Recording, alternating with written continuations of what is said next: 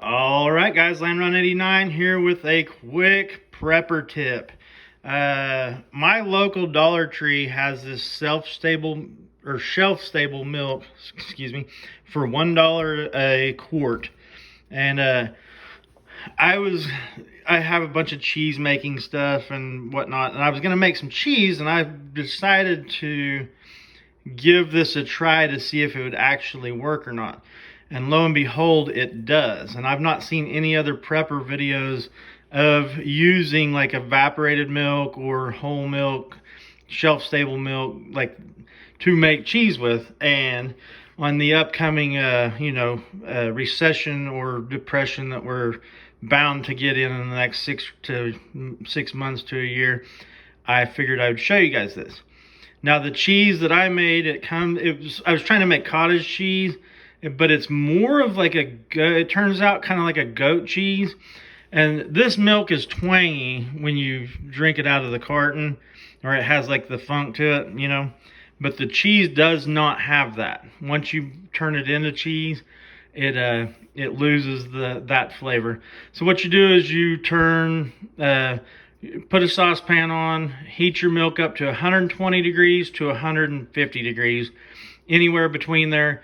The lower the temperature, the softer your cheese is going to be.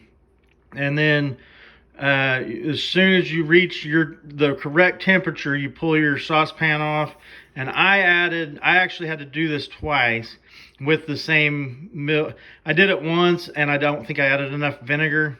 And then so I had to reheat it, and I added more vinegar. And the first time the whey was still yellow, or still white, so it had a lot of milk solids left in it.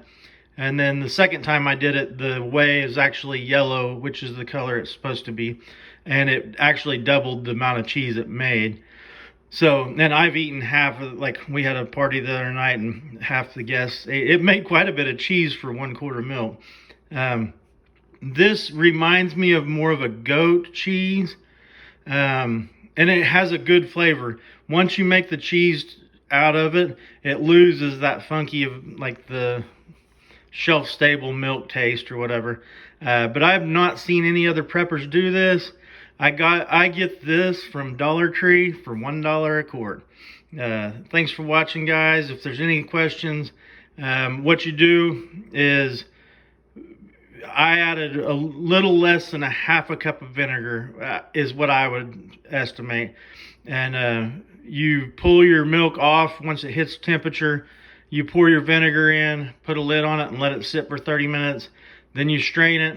And when you strain it, you want to use a high quality muslin or a higher quality cheese, or the tighter the fabric, the better, because this cheese tends, if you use just cheap cheesecloth, it'll get tied up in the cheesecloth and you can't get it out of the cheesecloth. So, from experience.